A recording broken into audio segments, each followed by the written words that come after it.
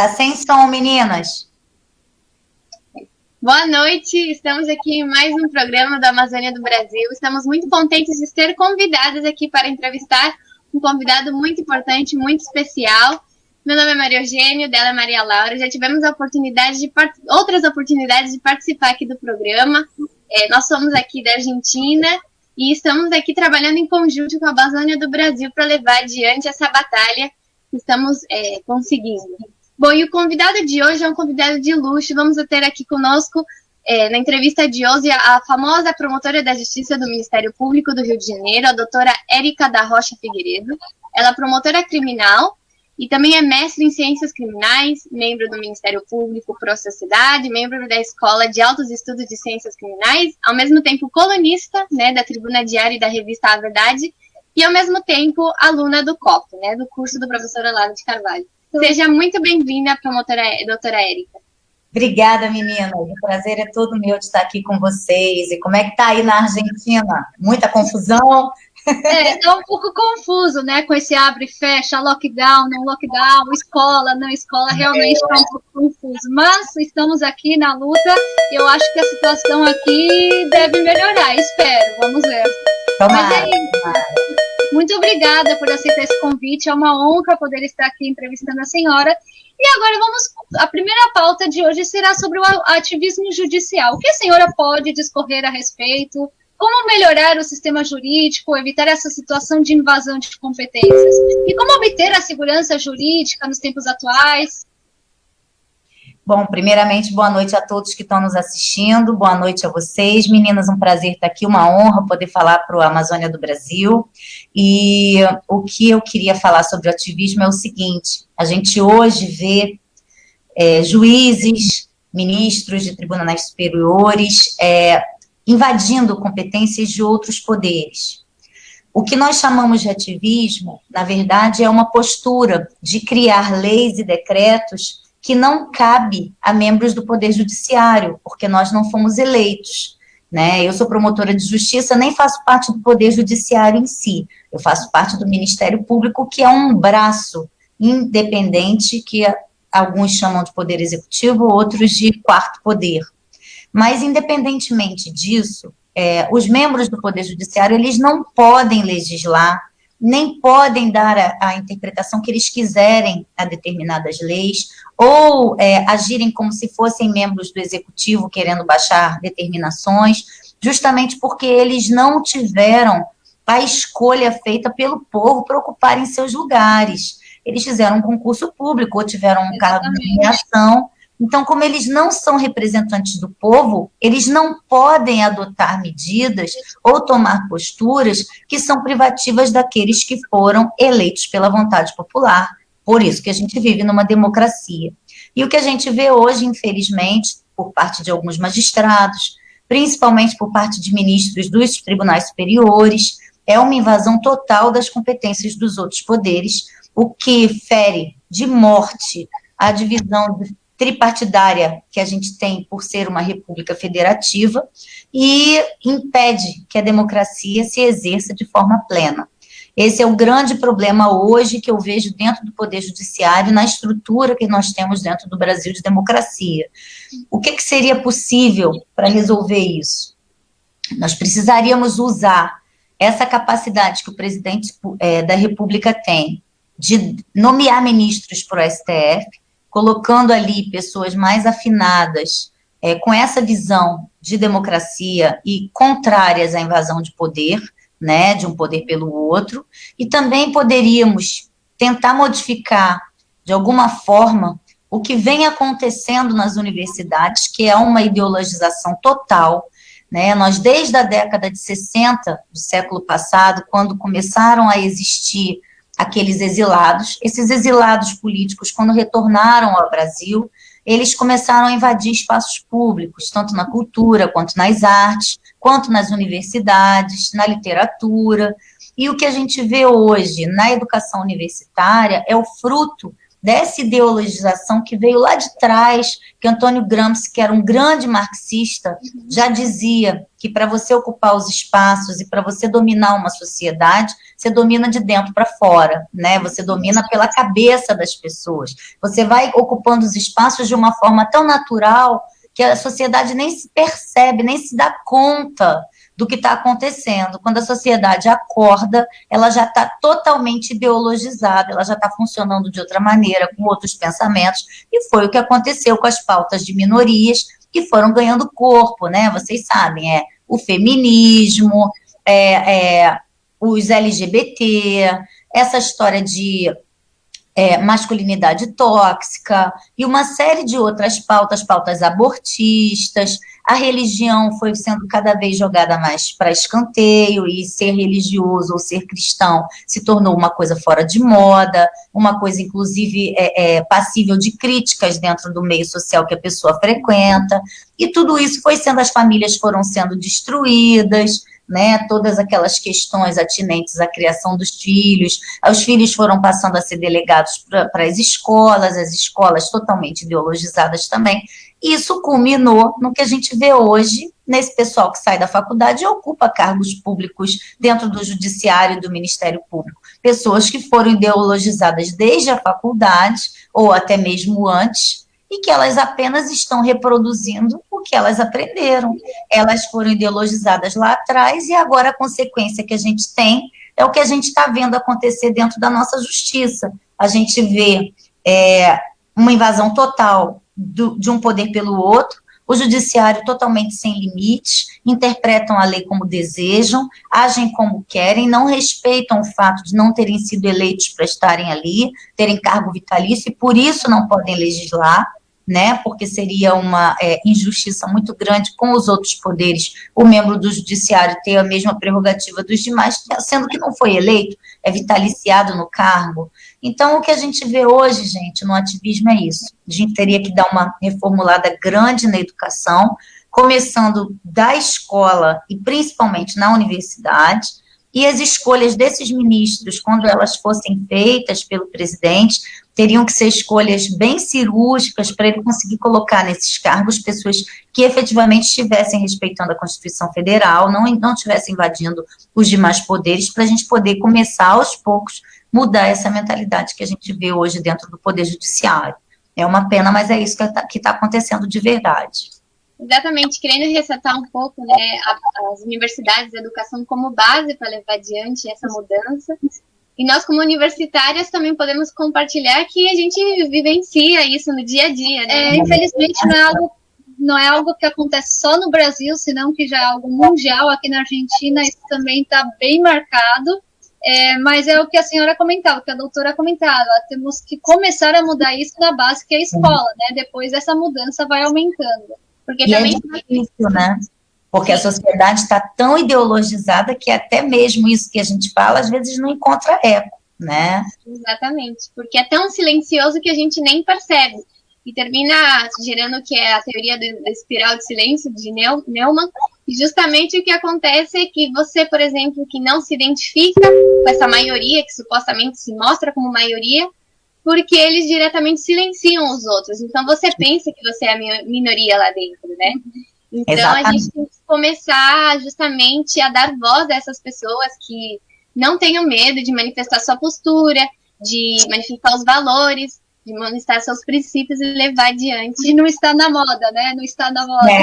Exatamente. É complicado, né? Porque a gente, infelizmente, vê que as pessoas vivem essa síndrome aí do rebanho, né? Elas não querem se sentir excluídas de grupos, elas não querem se sentir diferentes da maioria, mas é preciso que haja vozes que se levantem contra o que está acontecendo na sociedade, porque é muito sério. Nós estamos perdendo todos os padrões de uma sociedade, de uma civilização ocidental que dependia dos ensinamentos do direito romano, da filosofia grega e da religião judaico-cristã. Nós estamos jogando no lixo, através dessa falta de valores que está sendo propagada por aí, toda essa base civilizatória que foi construída com tanto esforço, à custa de tanta guerra, tanto sangue, tanta dificuldade, né?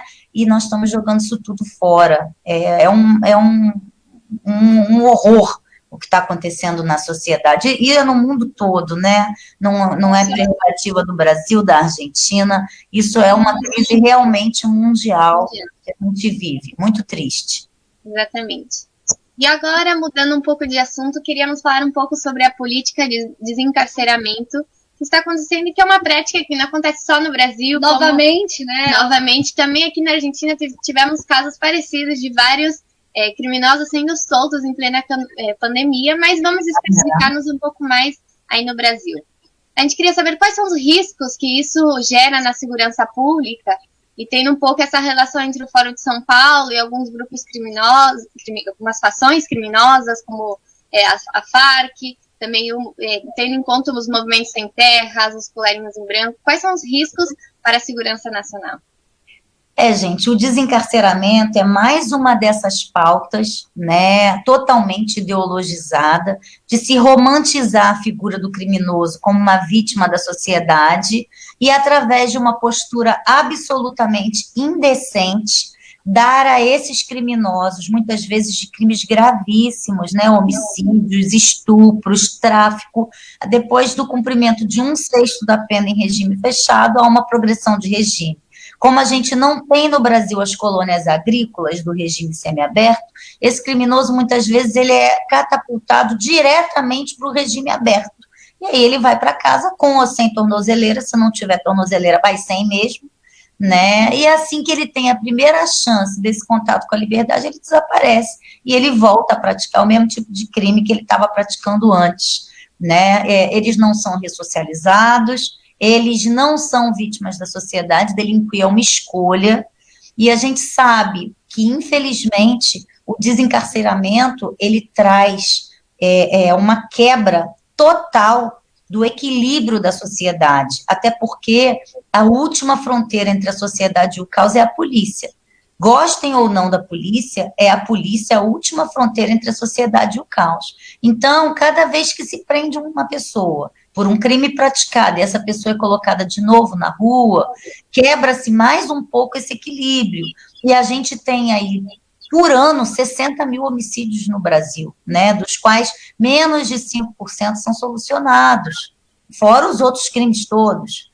E o que acontece? A gente cria uma desordem social enorme com isso, o caos aumenta, isso claramente é uma política desses defensores dos dos partidos de esquerda, porque eles têm esse interesse na criação de um caos social, porque é a partir desse papel de criar caos social que depois eles surgem como salvadores da pátria, né? E aí é a partir daí que os regimes totalitários se instalam.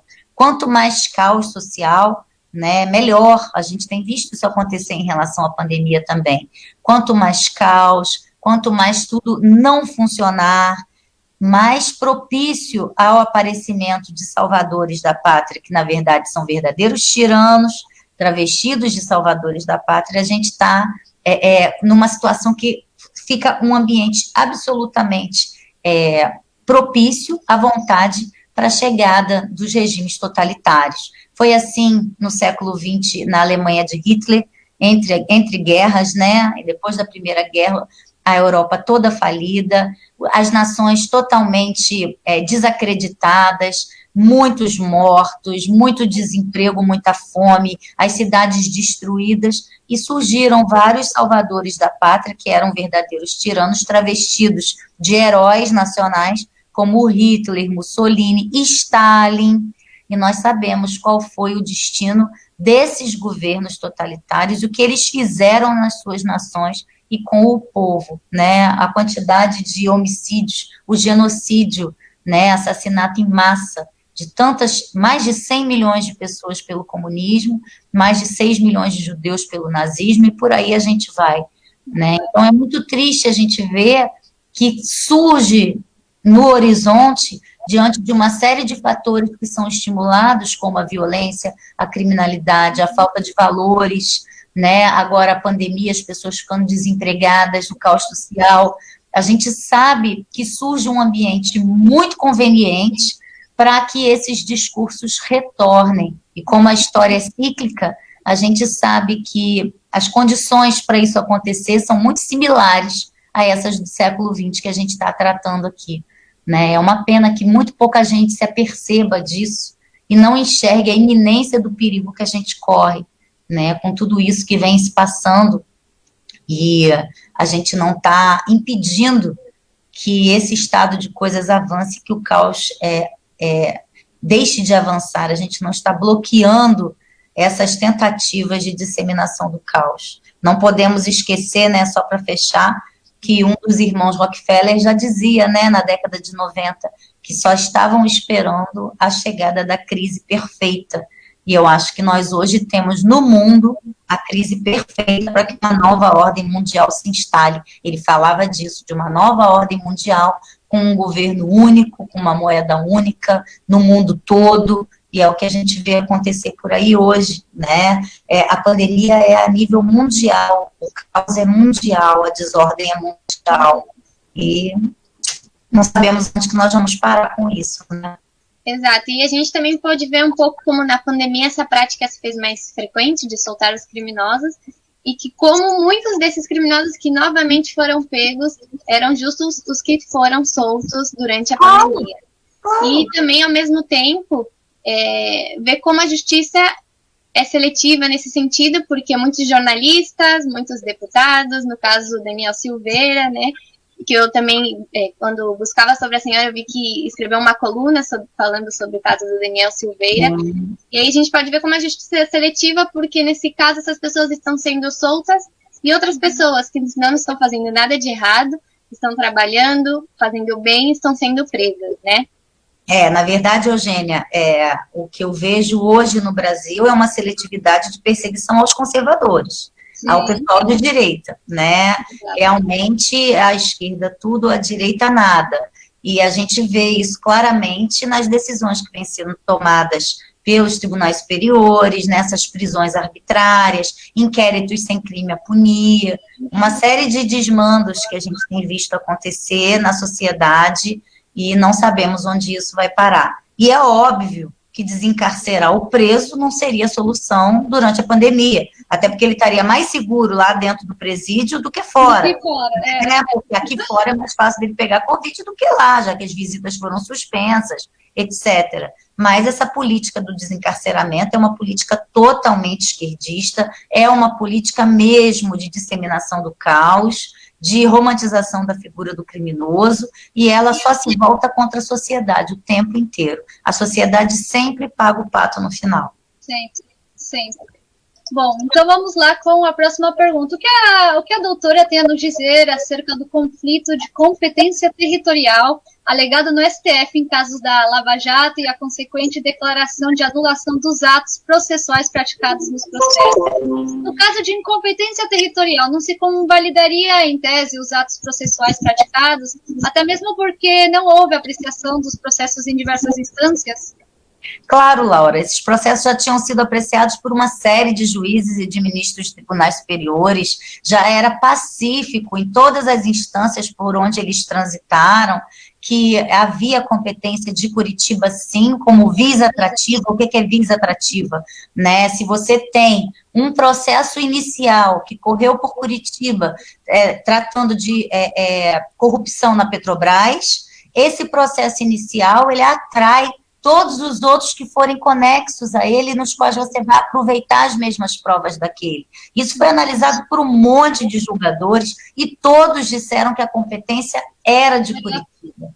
4 anos depois, tira-se isso da cartola outra vez, por quê? Para destruir a Operação Lava Jato. Quando a Operação Lava Jato começou, em 2014, já se falava, alguns estudiosos já diziam que a gente tinha que ter muito cuidado para a Lava Jato não ter o mesmo fim da Operação Mãos Limpas da Itália, né, que foi uma operação que aconteceu na década de 90, que prendeu muitos mafiosos, políticos ligados à corrupção, uma série de pessoas que estavam em cargos estratégicos para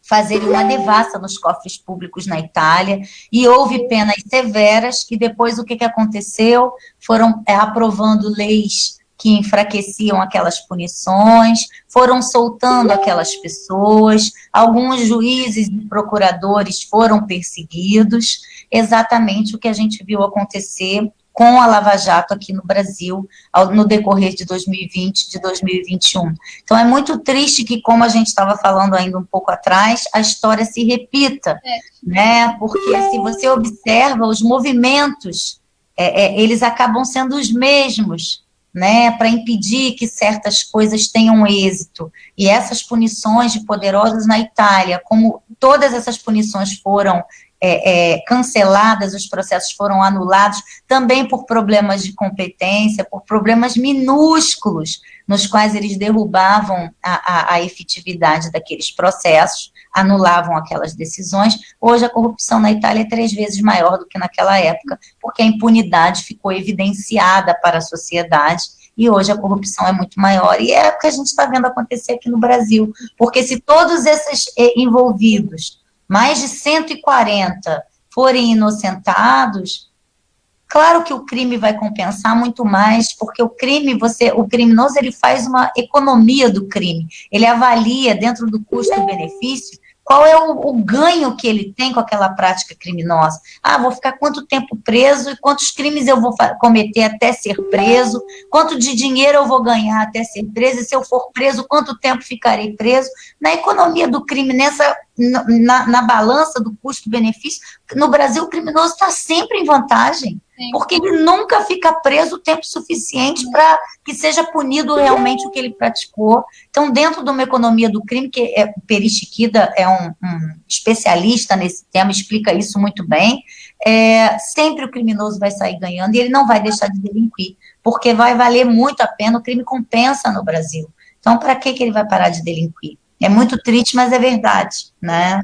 E um pouco remetindo ao que a senhora falava e não conseguindo evitar fazer esse paralelismo entre o Brasil e a Argentina, e como a senhora também falava, que que se repete em todos os lados, e não só na história, no tempo, senão também geograficamente é algo que se repete em todos os lados.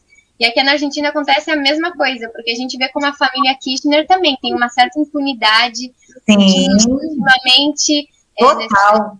Nesses últimos tempos, declararam também que justamente o julgado estava investigando as causas dela, de corrupção também declararam incompetente, e aí também querem transferir para outro lugar. Então é uma prática, um modus operandi que a gente pode ver que se repete, e também não é mera coincidência que Brasil e Argentina estejam entre os maiores países de corrupção.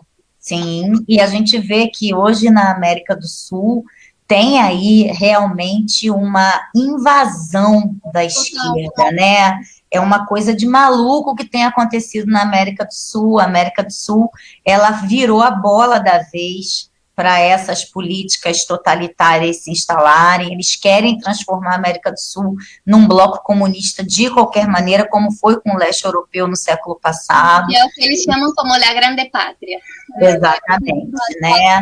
E é uma coisa que a gente vê que realmente se repete, né? Na Venezuela, na Bolívia, na Argentina, aqui no Chile, a gente tem visto medidas absurdas sendo tomadas no Chile, que era um país de ponta dentro do bloco da América do Sul, né?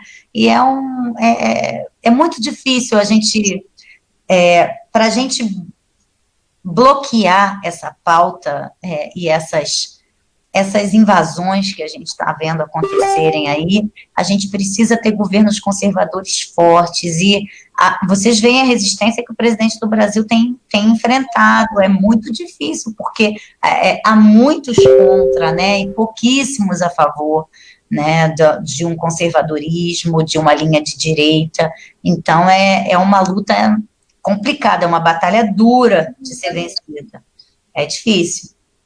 E tomando um pouco essa ideia da batalha dura, me dá para fazer o gancho com respeito às medidas que estão tomando os prefeitos e os governadores aí no Brasil, e essa manipulação e a política do vírus, do lockdown, desse fechamento seletivo das atividades, né? A gente viu como alguns no supermercado, certos produtos não estavam restritos à venda, alguns lugares que tinham toque de recolher. E então a gente vê como está acontecendo um certo cerceamento das liberdades individuais. Não é nem necessário fazer uma pergunta se está acontecendo isso, porque é algo óbvio, é algo já explícito que a gente pode ver a simples vista.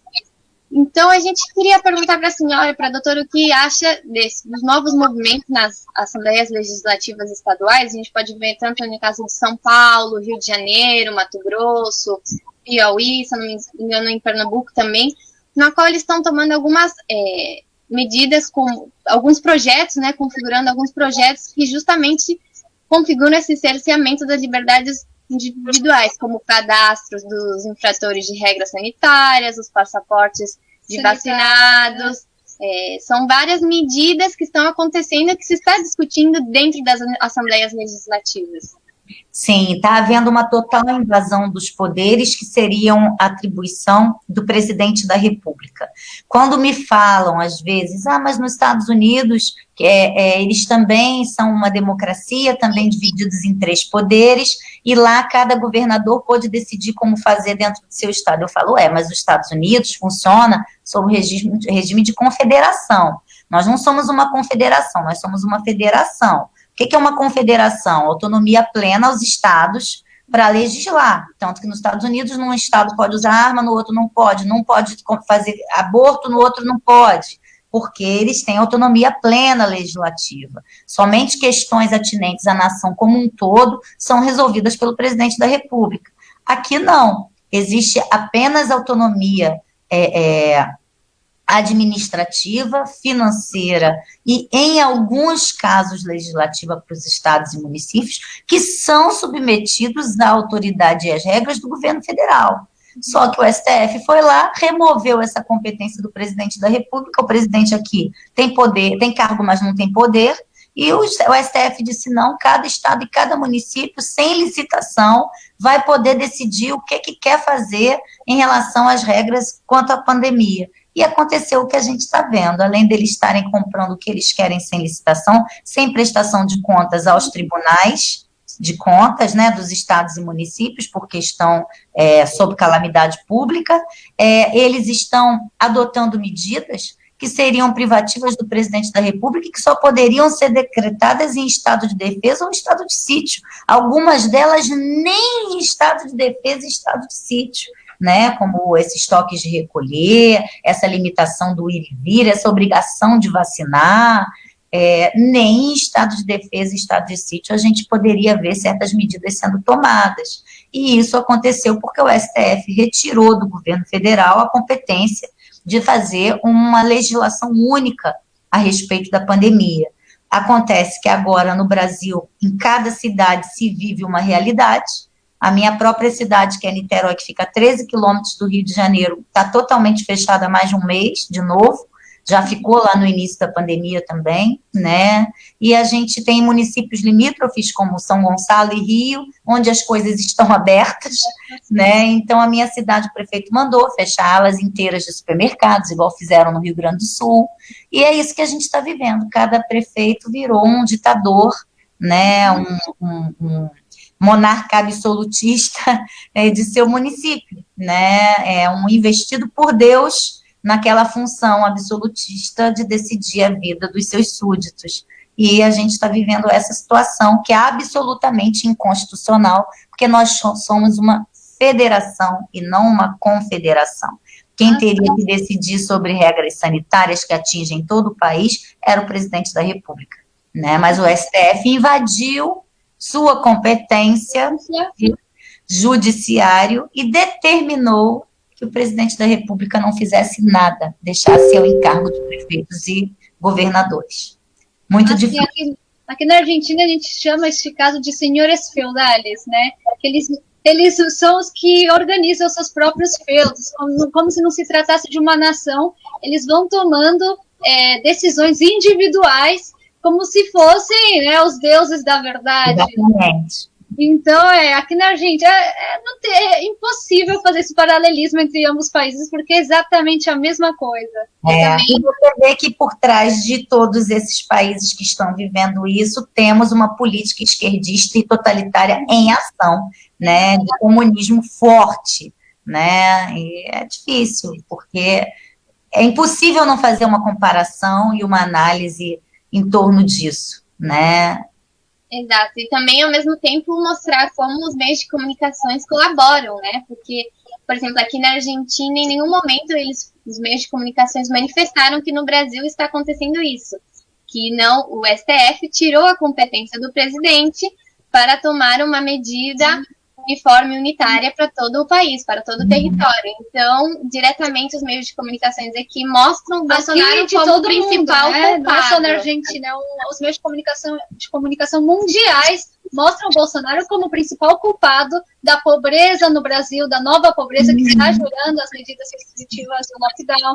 Mostram o Bolsonaro como quem não liga para a pandemia, né? Como se fosse um homicida, como se fosse uma pessoa que está nem aí, que não quer vacina, etc. Enfim, eles colaboram, parece que tem uma pauta, né, geral, um complô entre todos os meios de comunicações para tentar derrubar o presidente Bolsonaro.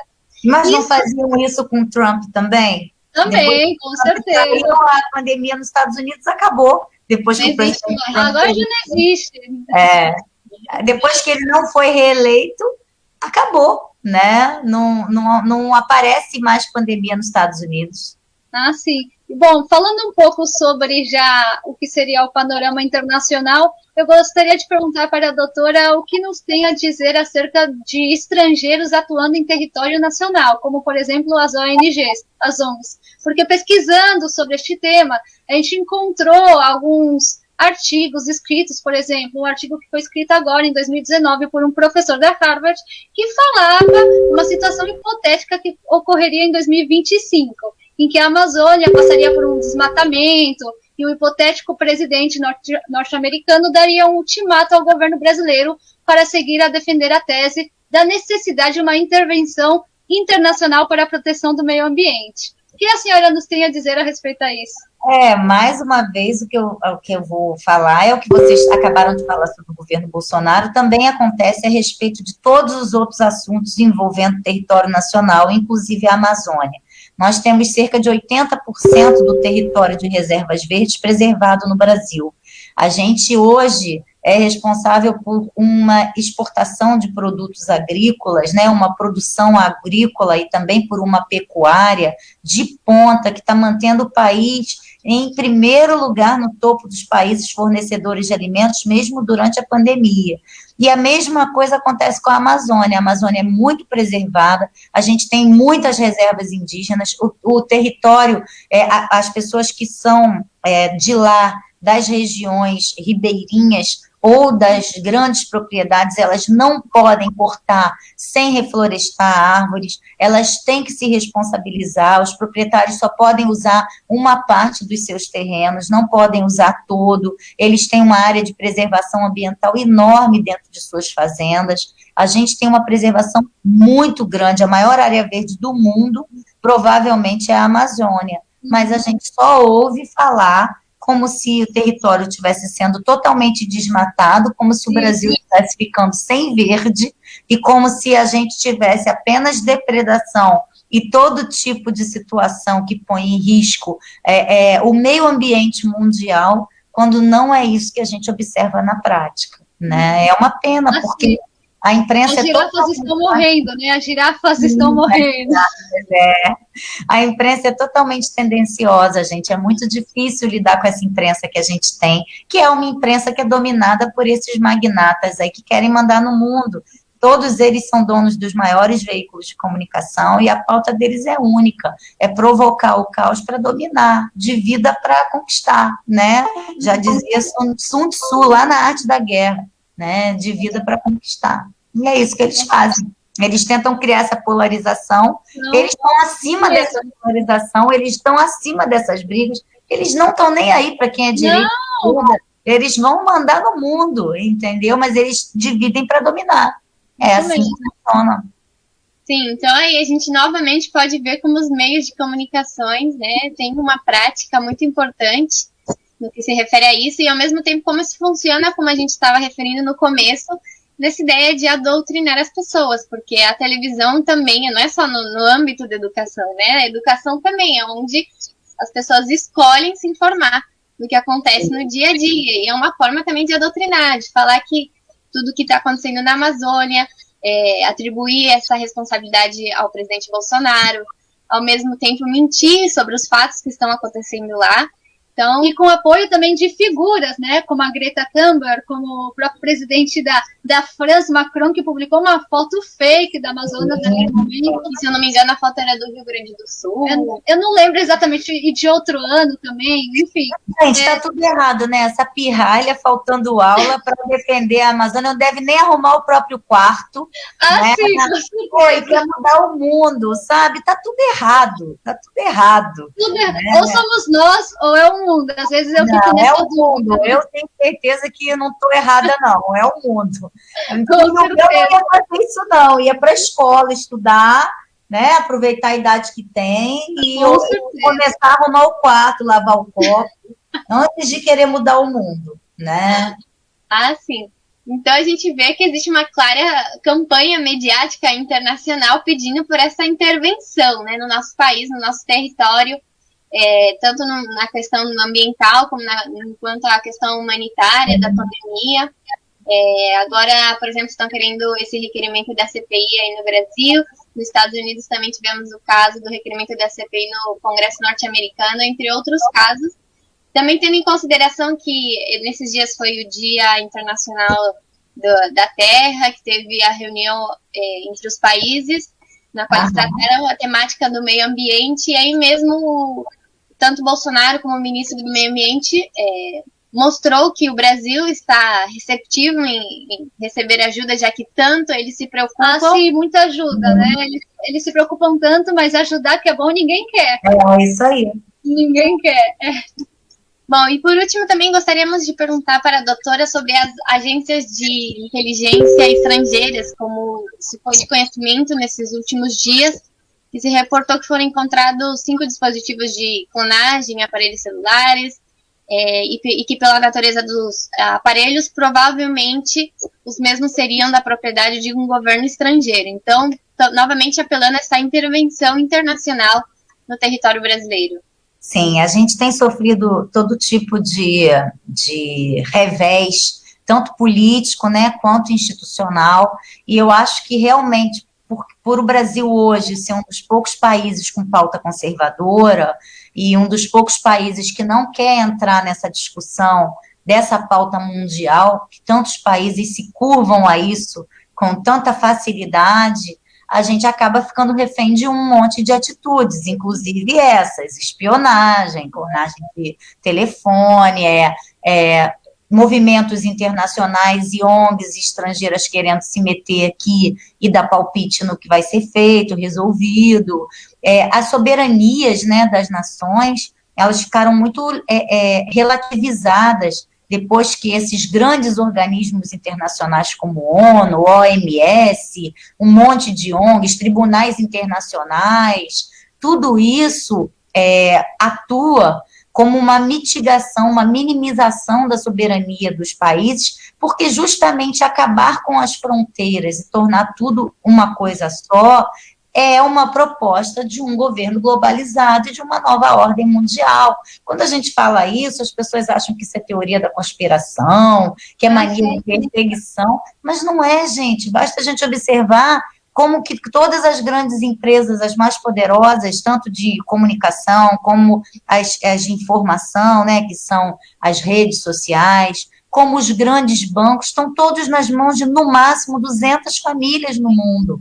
Nessas famílias, elas são verdadeiras dinastias, eles casam entre si, as ideologias ali não penetram, eles preservam as famílias deles ao máximo, mas eles querem mais que o mundo precise ficar de joelhos, porque aí sim eles vão agir como eles quiserem, eles não querem se submeter a outras regras, eles querem criar as regras. Essas famílias são muito poderosas desde o século XVIII, e elas vêm avançando com tudo, numa grande pauta globalista mesmo. Esse globalismo, ele não começou agora, isso já é discutido em sociedades secretas há mais de um século e meio, né? Só que houve aí uma resistência conservadora que surgiu através das redes sociais e que pegou todos esses movimentos de surpresa, porque essa pauta de globalismo já era para estar implantada há bastante tempo.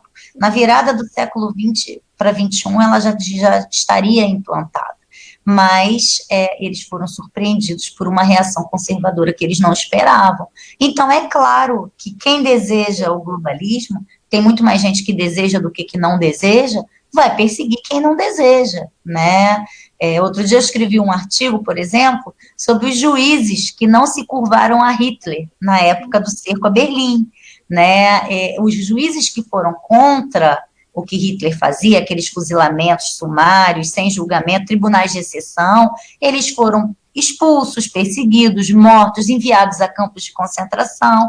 Apenas aqueles juízes que faziam Heil Hitler e se curvavam ao que Hitler queria, permaneceram em seus cargos. E a gente vê isso hoje em todas as profissões, em todas as funções, em todos os governos.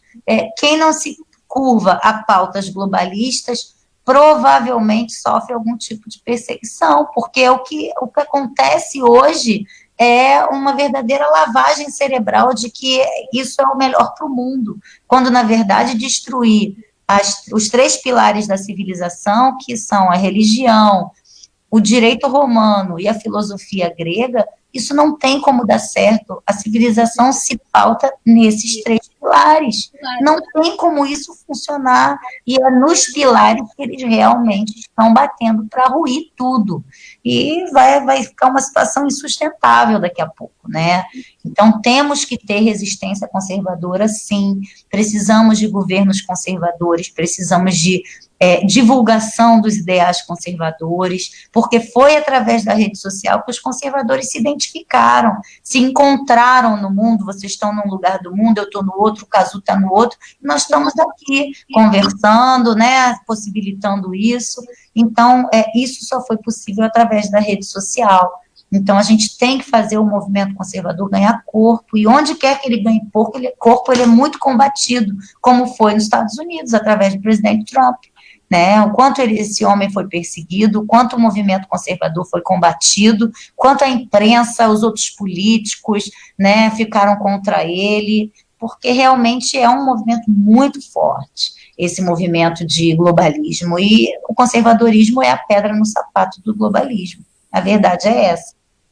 Exato, e também como eles utilizam, né, esses donos do mundo, eles utilizam a esquerda como uma estratégia, uma ferramenta, porque a gente fala, como a senhora falava, são 200 famílias que são donas praticamente de tudo. Meios de comunicações, grandes empresas, multinacionais, e aí que supostamente vai em contra com as ideologias da esquerda, né, tudo que elas não pregam o capitalismo selvagem. Então, a gente vê como esses donos do mundo utilizam a esquerda, e é o que o professor Olavo de Carvalho fala, esse imbecil coletivo, né? Que serve para eles como massa de manobra para levar adiante essas políticas e conseguir implementar esse novo ordem mundial no mundo inteiro. Sim, eles não estão nem um pouco preocupados com direita e esquerda, e nem com o que as pessoas pensam. As pessoas, para eles, são peões num tabuleiro de xadrez, sabe? Eles estão pouco interessados nisso. E para finalizar, né, eu gostaria de saber o que a senhora acha a respeito do brasileiro. O que o brasileiro tem que fazer? Porque todo mundo fala, o brasileiro fica em casa, não levanta a bunda do sofá, fica aproveitando. Qual seria o conselho que a senhora daria para todos os brasileiros para tentar nessa batalha cultural? Eu acho que o brasileiro, ele ainda não acordou, e ele é muito desorganizado. A gente tem um nicho, graças a Deus, conservador, atuante, que tem surgido, mas em sua maioria o brasileiro acha que tudo isso que a gente está conversando aqui é teoria da conspiração, é bobagem, não faz parte do universo dele. O mundo dele é muito de sair de manhã cedo para ganhar a vida, trabalhar muito, voltar tarde da noite cansado, e a última coisa no que ele vai pensar é em conservadorismo, nova ordem mundial. Então o brasileiro, ele não é politizado, ele é desorganizado. Tem pessoas acordando, despertando para isso, sim, por causa da rede social. A rede social conseguiu romper um bloqueio que a imprensa fazia, que só recebíamos notícia através da grande mídia. Hoje o brasileiro se informa por outras fontes, né? Então, assim, isso conseguiu romper esse bloqueio, a rede social conseguiu, mas o brasileiro, de uma forma geral, ainda é muito despolitizado, ainda é muito desconectado de tudo isso, e por mais que o brasileiro tenha até boas intenções, ou até apoie o conservadorismo ou o presidente, porque percebe que o presidente é pela família, é temente a Deus, o cara não é corrupto, mas falta uma organização, um espírito de corpo mesmo, né, para que possa haver realmente um movimento importante, um movimento expressivo, porque ainda não há esse movimento no Brasil. A gente até tem observado, né, em algumas lives, o presidente tem falado, eu estou precisando do apoio do povo, aparentemente até parece que ele quer tomar alguma atitude, mas está esperando alguma manifestação popular maior, mas essa pandemia prendeu todo mundo dentro de casa com a pior das emoções, que é o medo, né, isso mesmo, né, com a ajuda dos meios de comunicação, né, a TV funerária. As pessoas entraram nessa lorota que a imprensa dissemina aí do medo coletivo, e elas ficaram de joelhos por esse vírus. Então, até para ir na rua fazer manifestação, elas não vão. E é muito triste, porque prato feito, né, para que aconteça tudo que a esquerda queria, que era dominar sem dificuldade, sem precisar pegar numa arma, né, e esse vírus fez com que tudo fique dominado sem que se pegasse em uma arma, né. É triste, mas é o que a gente vê acontecer. Assim, é o que eu comentava ontem, uma entrevista que a gente fez, que no Brasil teve um grande avanço a respeito das redes sociais. Hoje em dia as pessoas com mais idade, né, já se comunicam através do Twitter, Facebook, YouTube, coisa que aqui na Argentina ainda não acontece. Aqui ainda na Argentina as redes sociais são para os jovens. As pessoas de idade ainda não se adaptaram ao que são o Facebook, Twitter, etc. Eu acho que isso optam mais pelos meios tradicionais, né? Então, por isso eu acho que é legal fazer esse paralelismo, porque dá para ver como o povo argentino ele é muito mais sujeito, né, a mídia do que o povo brasileiro. A manipulação, porque o brasileiro ele já está acostumado a se informar por outras vias, o argentino ainda não. Eu acho isso fundamental no Brasil, e a gente vê também no Brasil uma mudança, né, uma mudança cultural que aconteceu em poucos anos, é algo para ser estudado, realmente, essa mudança cultural no Brasil, me surpreende muito. Então, a gente até estava ontem numa entrevista para argentinos explicando um pouco do que se tratou essa mudança, até falamos um pouco do Olavo de Carvalho, que também incentivou, acho que foi um pilar fundamental para que acontecesse essa mudança, e, é claro, o nosso presidente Jair Bolsonaro.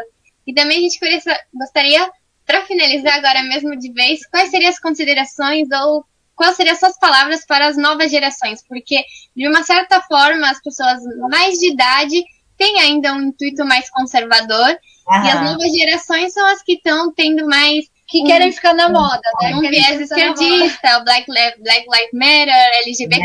Então, quais seriam as suas palavras para as futuras gerações do Brasil que, quem sabe, ocuparão lugares no governo, na política? Bom, gente, eu acho que o caminho para o jovem é estudar. O caminho do jovem é realmente buscar a verdade no conhecimento, porque a gente é tão bombardeado por coisas equivocadas que a verdade ele só vai encontrar através do conhecimento.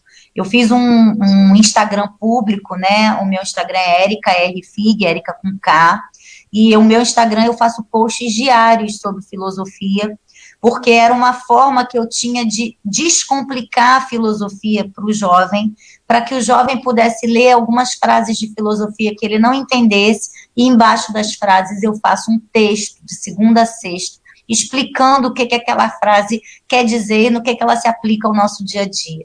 Também estou lançando um livro chamado Em Busca da Verdade, é uma coletânea de artigos meus, com mini textos ligando os artigos, pela editora Armada, também com conteúdo filosófico, de uma forma muito simples e descomplicada, para que o jovem desperte para isso. Ele precisa estudar, ele precisa sair da manipulação, e a gente só sai da manipulação quando a gente conhece a verdade.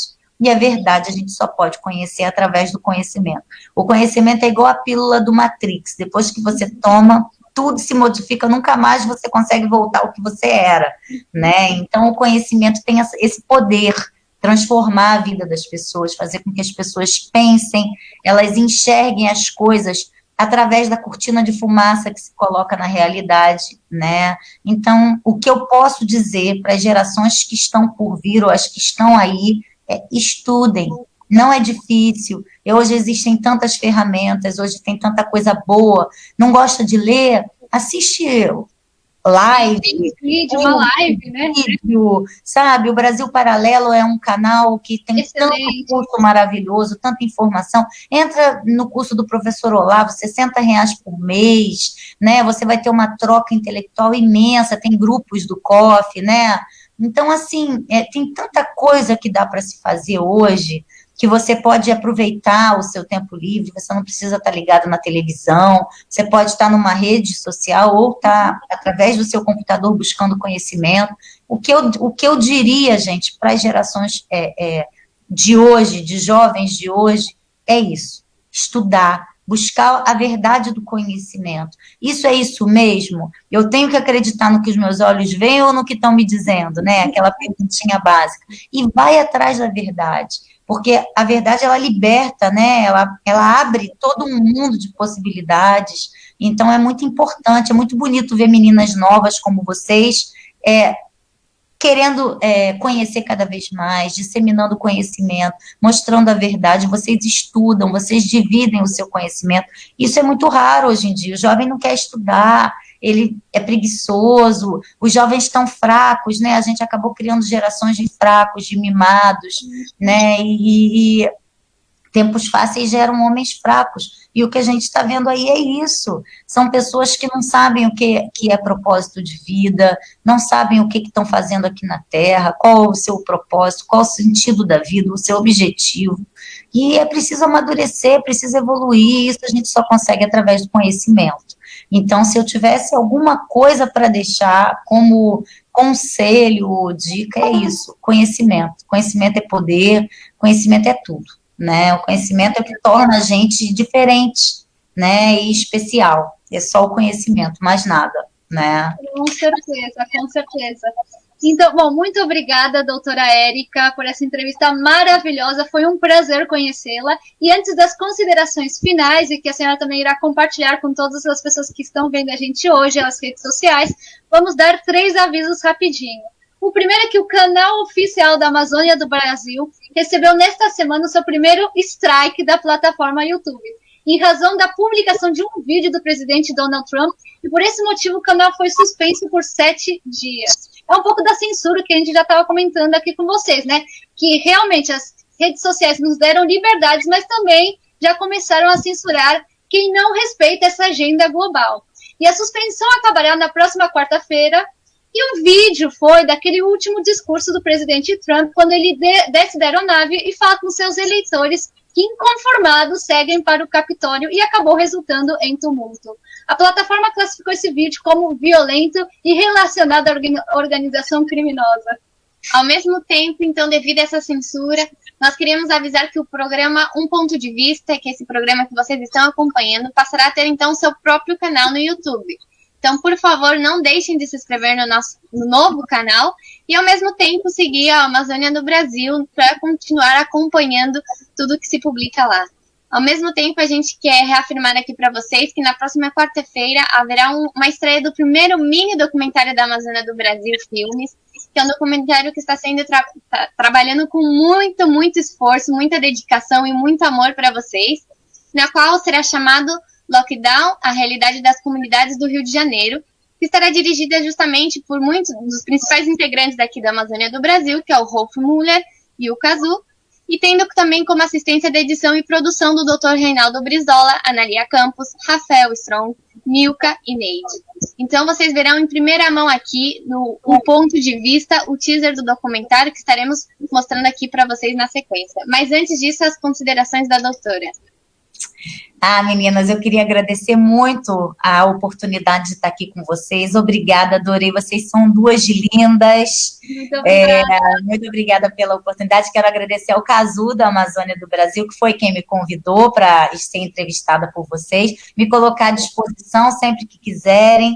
Tá? É só entrar em contato, vai ser um grande prazer. E dizer a todos que me acompanhem, por favor, no meu canal do Instagram. É público, né? O meu perfil é público, é Érica com KR FIG, e todo dia eu tenho posts lá, também posto minhas lives, escrevo para a Tribuna Diária, é um jornal gratuito online, vocês podem ter acesso a todo o conteúdo, é um conteúdo de muita qualidade, só conservadores escrevem para o Tribuna Diária, também escrevo para a revista Verdade semanalmente um artigo, então vai ser um prazer ter vocês me seguindo lá e podendo ajudar e contribuir na formação do conhecimento, que é tão importante para a gente conseguir entender o que está acontecendo no mundo e se colocar de um lado dessa corda e escolher que lado que a gente quer ficar, né? Agradeço a vocês, tá? Vocês são duas lindas, uns amores.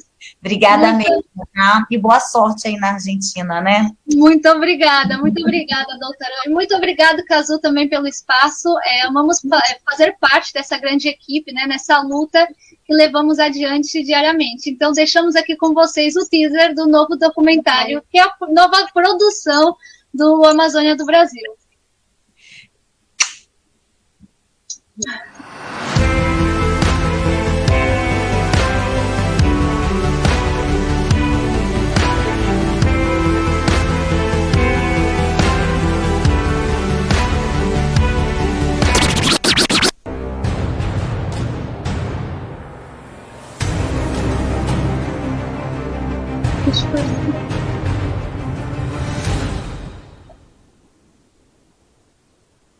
Mas chega a ponto que a fralda acaba, o leite acaba.